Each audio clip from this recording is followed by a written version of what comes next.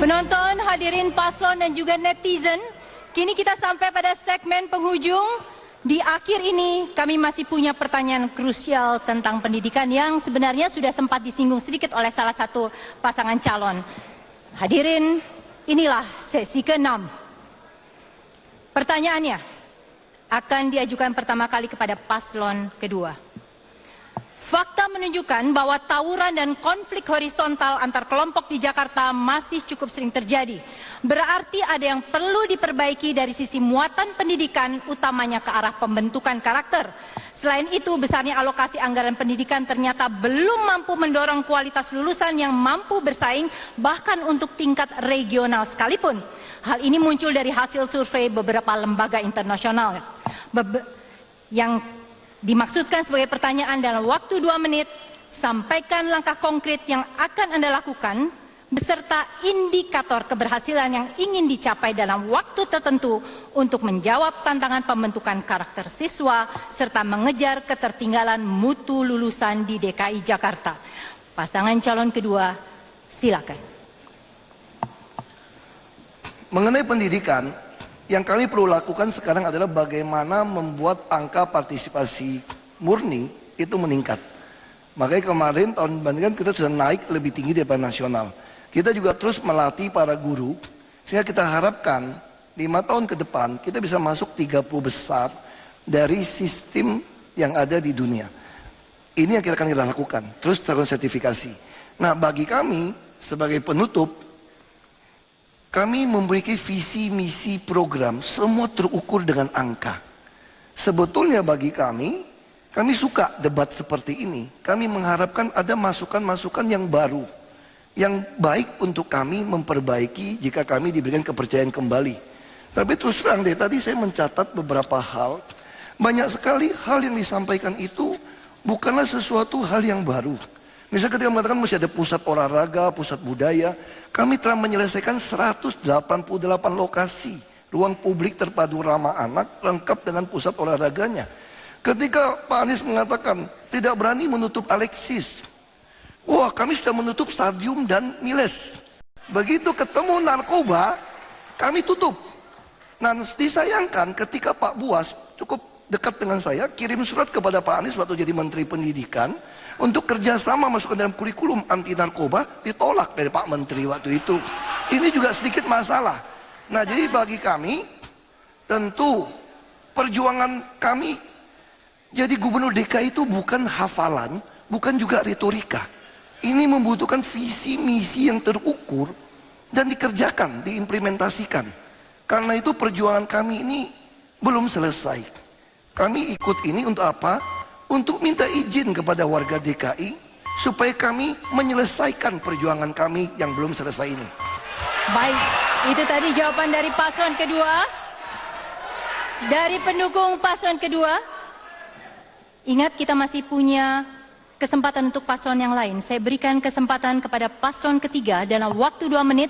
Sampaikan langkah konkret yang akan Anda lakukan beserta indikator keberhasilan yang ingin dicapai dalam waktu tertentu untuk menjawab tantangan pembentukan karakter serta mengejar ketertinggalan mutu lulusan di DKI Jakarta. Begitu kita berbicara mengenai meningkatkan mutu pendidikan, maka bukan hanya sekedar persekolahan. Tentu sekolah harus dibereskan. Tapi jangan lupa, visi menjadi penting. Tadi dikatakan visinya penting. Visinya bicara tentang, tadi saya catat, perut, otak, dan dompet. Di sana ada moral, di sana ada karakter, di sana tak ada nilai. Justru yang mau kita bangun adalah iman, takwa, akhlak. Karena yang dibutuhkan bagi masyarakat Indonesia adalah pendidikan yang menumbuhkan karakter moral dan karakter kinerja. Karakter moral artinya jujur, ikhlas, tuntas, beriman. Tetapi karakter kinerja, kerja keras, kerja tuntas. Pendidikan bukan sekedar penyiapan kepekerjaan. Pendidikan bukan sekedar angka partisipasi. Pendidikan adalah soal menumbuhkan akhlak, menumbuhkan karakter. Karena itu yang kita lakukan di sekolah akan ada program penumbuhan karakter. Tapi yang tidak kalah penting di lingkungan. Kita akan tetapkan lingkungan menjadi lingkungan belajar. Maghrib sampai Isya bagi yang muslim mengaji. Jam 7 sampai jam 9 kita akan gunakan menjadi jam belajar bagi seluruh peserta didik di Jakarta. Anak-anak belajar, dan kami akan undang para profesional, para mahasiswa. Mari turun ke kampung-kampung, jadilah saudara bagi adik-adikmu, bimbinglah mereka belajar di sore hari. Dan apa yang terjadi? Membangun karakter, membangun akhlak, bukan program. Membangun karakter menjadi gerakan. Sekota ini akan tumbuh karakternya, akan tumbuh menjadi kota di mana warganya merasakan kebahagiaan karena satu sama lain saling menunjukkan karakter yang mulia.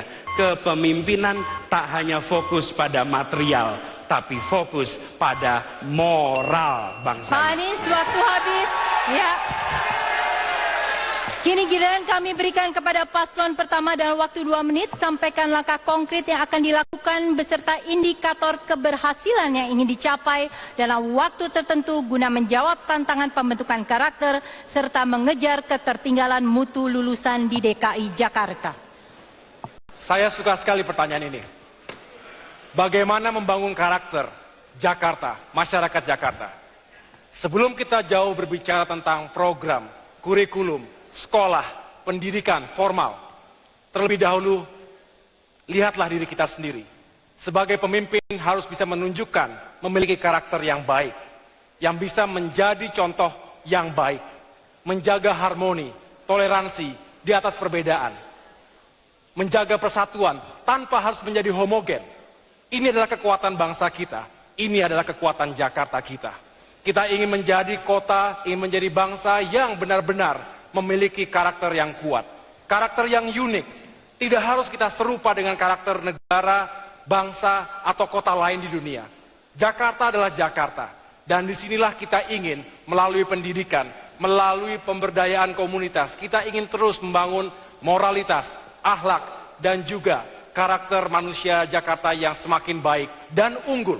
Ingat, abad 21 adalah abad yang ultra kompetitif. Kita tahu globalisasi, kemajuan teknologi, informasi, dan lain sebagainya meniscayakan warga Jakarta yang kompetitif, yang bisa beradaptasi dan bisa menghadapi berbagai tantangan, tidak hanya di Jakarta, di nasional, tapi juga di kawasan Asia Tenggara, Pasifik, bahkan dunia. Kita bisa kalau kita berbuat yang terbaik, dan sekali lagi ada goodwill dan contoh yang baik dari pemimpinnya. Bersama-sama kita bisa, dan ini sekali lagi membutuhkan kesadaran dari semua pihak. Dan tadi ditanyakan parameter, indikatornya apa? Yang jelas negara kita adalah the third largest democracy in the world. Negara terbesar demokrasi ketiga setelah India dan Amerika Serikat. Yang jelas apabila warga kita benar-benar mematuhi demokrasi dan meyakinkan bahwa negeri ini panglimanya adalah hukum, bukan kekuasaan. Terima kasih. Pendukung Paslon 1 harap tenang. Harap tenang, kita masih ada satu pertanyaan terakhir. Saya akan lanjut. Minta perhatian para paslon, ini adalah pertanyaan terakhir, pertanyaan pamungkas. Harap tetap dijawab dengan konkret dan tidak normatif. Jawaban pertama saya berikan kesempatannya kepada paslon 3. Bapak-bapak dan Ibu, semua paparan tadi pastinya untuk menunjukkan bahwa Anda adalah kandidat yang paling tepat memimpin Jakarta. Jika memang nanti Anda yang terpilih untuk menerima amanah selama 5 tahun, siapkah Anda untuk tidak tergiur tawaran ataupun bujukan maju menjadi capres atau cawapres di tahun 2019? 30 second, 30 detik untuk menjawab. Silakan paslon ketiga. Ketika kami mendapatkan tugas untuk menjadi calon gubernur di Jakarta, maka ini adalah amanat untuk dituntaskan. Dan amanat dari Bapak Prabowo, dari Bapak Sohibul Iman adalah memimpin Jakarta tuntas 5 tahun. Bukan sekedar memimpin barangnya, tapi membangun akhlak karakternya.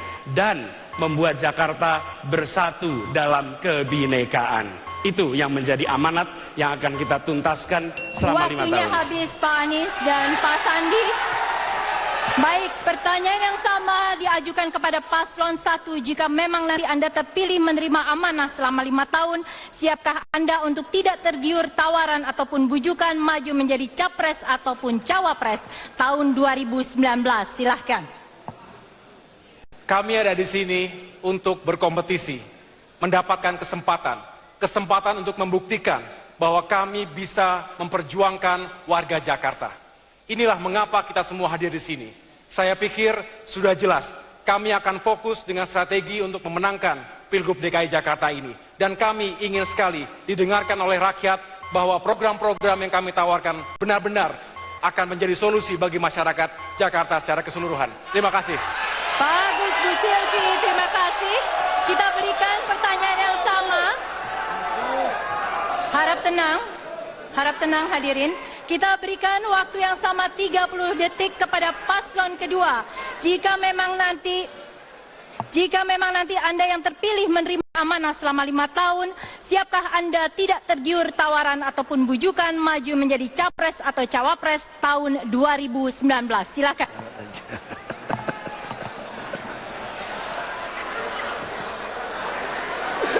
Jiwa raga kami, pikiran kami, kita curahkan untuk warga Jakarta. Kami adalah pelayan warga Jakarta. Dengan tulus kerja kami untuk Jakarta. Kita ingin menjadikan Jakarta atau ibu kota yang bisa dibanggakan oleh Republik ini, oleh anak negeri ini. Oleh karena itu, perjuangan belum selesai. Kami ingin 5 tahun lagi ngabdi untuk Jakarta. Waktunya habis Pak Jarod. Baik. Hadirin, inilah akhir dari seluruh debat perdana Pilkada DKI Jakarta memilih gubernur dan wakil gubernur. Kita tepuk tangan untuk semua paslon dan kita semua.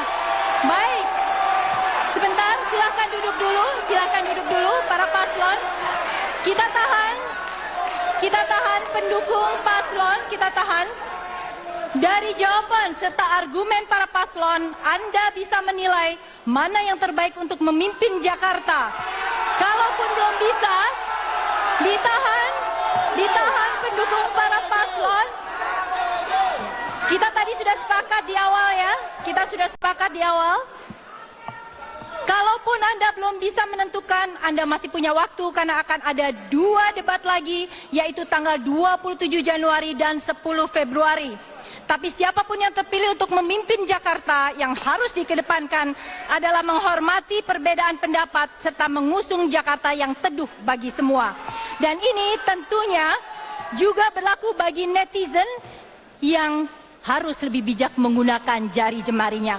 Untuk itu saya undang para pasangan calon untuk turun guna menegaskan soal komitmen damai selama proses pilkada ini berlangsung. Silakan para paslon turun dan kemudian boleh saling bersalaman sekarang menunjukkan komitmen damai. Mewakili KPUD DKI Jakarta dan stasiun televisi penyelenggara TV One, Net TV dan Javos TV, saya Ira Kusna mengucapkan terima kasih atas perhatian Anda. Pastikan tanggal 15 Februari Anda menggunakan hak pilih untuk menentukan pemimpin yang mampu membawa Jakarta menjadi lebih baik lagi. Selamat malam, terima kasih. Terima kasih.